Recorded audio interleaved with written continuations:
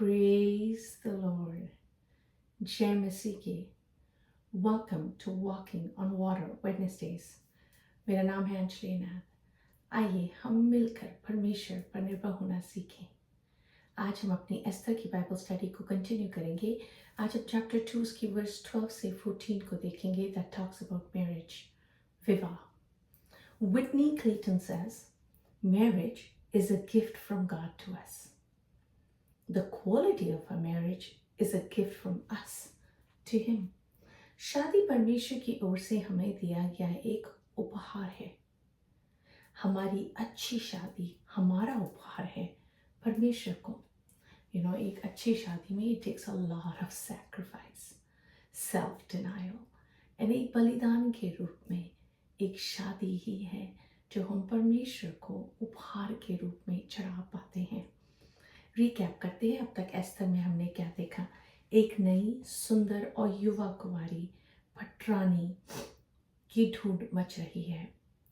Mordecai जो यहूदी हैं वह चाहते हैं कि एस्थर को रानी बनाए। उन्होंने एक बेटी की तरह उन्हें पाला after she became an orphan. Esther हेगे को जो ईनक थे जो सिलेक्ट कर रहे थे लड़कियों को, उन्हें अच्छी लगती है और वह उन्हें सबसे अच्छा रहने का स्थान देते हैं। We talked about the favour of God. Esther ने ना अपनी जाति बताई ना अपना कुल, so she hides her identity. और साथ ही साथ मुर्दकी उन पर नजर रख रहे हैं that she doesn't get into trouble. आइए वर्स 12 से 14 को पढ़ते हैं।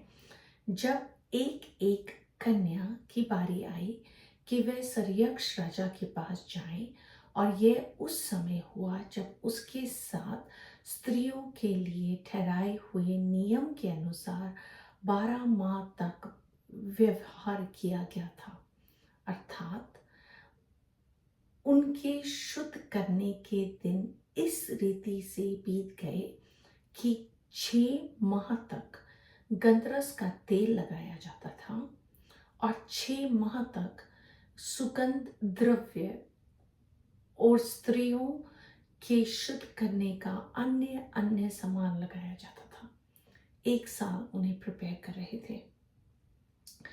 इस प्रकार से वह कन्या जब राजा के पास जाती थी, तब जो कुछ वह चाहती कि संवास से राजभवन में ले जाए वह उसको दिया जाता था। So she could take a thing from the palace.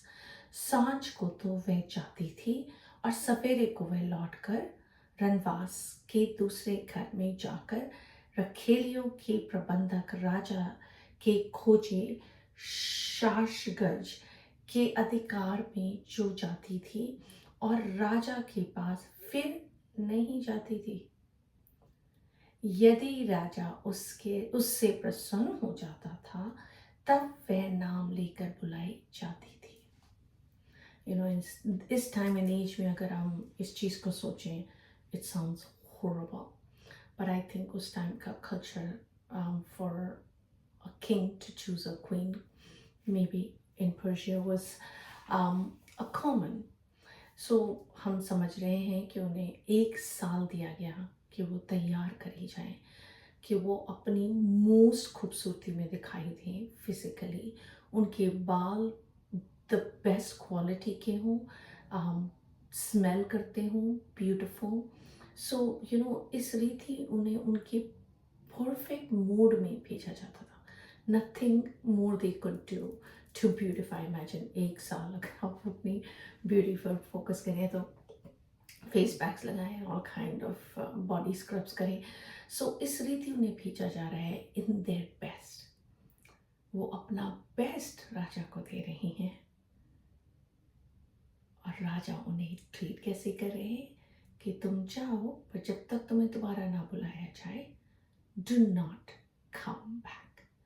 So you know, अब हम इसको कॉन्ट्रास्ट करेंगे to a marriage we live in, which is so much better, to a marriage that Jesus is calling his bride to.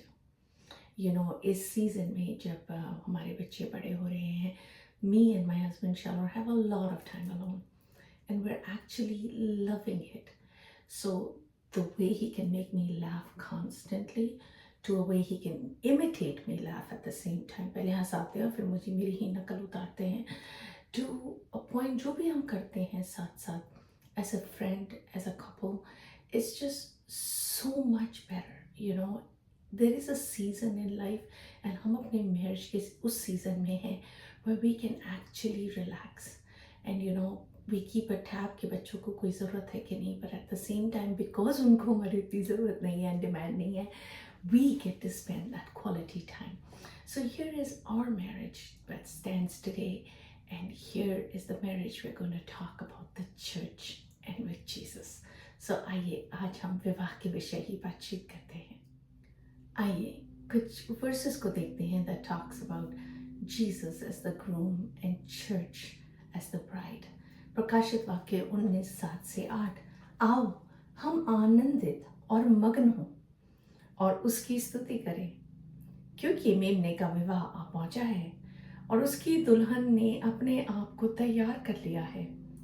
उसको शुद्ध और चमकदार महीन मलमल पहनने का अधिकार दिया गया, क्योंकि उस महीन मलमल का अर्थ पवित्र लोगों के धर्म के काम है. God is clothing us with those garments. धर्म के काम, हमारे अपने काम धर्म के नहीं हैं, but what Jesus accomplished on the cross, उस रीति वो हमें राइचियस बनाते हैं, हमें धर्मी बनाते हैं, और उस रीति हम खड़े रह पाते हैं. इफिसियों 5:25-27. हे पतियों, अपनी अपनी पत्नी से प्रेम रखो, जैसा मसीह ने भी कलीसिया से प्रेम करके अपने आप को उसके लिए दे दिया, कि उसको वचन के द्वारा जल के स्नान से शुद्ध करके पवित्र बनाए, और उसे एक ऐसी तेजस्वी कलीसिया बनाकर अपने पास खड़ा करे, जिसमें ना कलंक, ना चुरी, ना कोई और ऐसी वस्तु हो, वरन पवित्र और निर्दोष हो.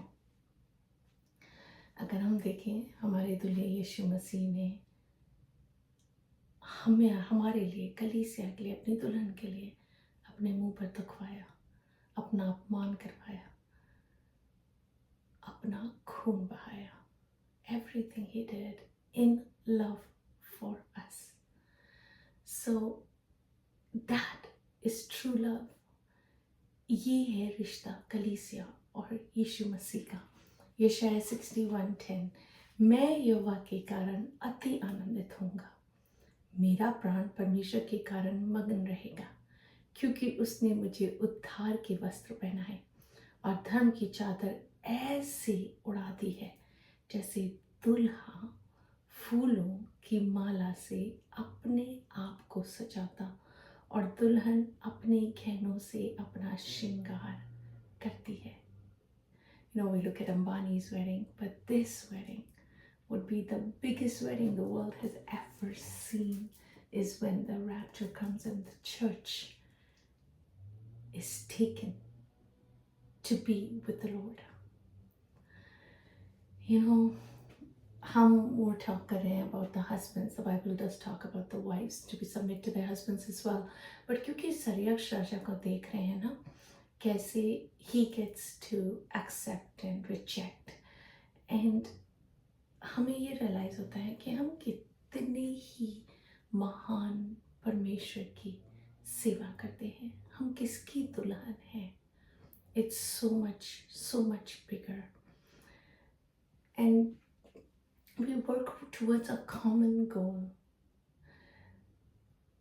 हम हाथ में हाथ यीशु मसीह के साथ मिलाकर इस जर्नी में चलते हैं. हम एक दूसरे के लिए लॉन्ग करते हैं, एक दूसरे के साथ समय बिताने के लिए इच्छा रखते हैं, एंड टाइम निकालते हैं कि हम उस दूल्हे के साथ समय बिता सकें. जो कुछ वो हमें कह रहे हैं करने के लिए, हम आज्ञाकारी रूप से उसे करते रहें। चैलेंज के रूप में देखेंगे प्रकाशित वाक्य 21:9। जीसस सेज, इधर आ, मैं तुझे दुल्हन अर्थात मेमने की पत्नी दिखाऊंगा। Come, I will show you the bride, the wife of the Lamb. You know, हम नहीं जानते हम किस रीति बन सकते हैं जो यीशु मसीह चाहते हैं हमें बनाना, but the holy spirit and the leading, अगर हम उनको फॉलो करते रहें, then Jesus is going to make us a bride that He wants us to become. आइए हम प्रार्थना ही करते हैं। यीशु मसीह में आपका धन्यवाद करती हूँ। हमने कितनी एक्सट्रीम मैरिजेस देखी है ना। एक सरयक्ष राजा, तो वो अपनी ब्राइड को ढूंढ रहे हैं बाय रिजेक्टिंग मोस्ट, और एक आप हैं जो अपनी ब्राइड तैयार कर रहे हैं, अपनी दुल्हन तैयार कर रहे हैं by accepting most. And here we stand in the middle, अपनी मैरिजेस को लेके खुदावंदा, how we can make it better by the day. हम धन्यवाद करते हैं प्रभु कि ये रिश्ता, ये कवनेंट, ये बॉन्ड आपका बनाया हुआ है।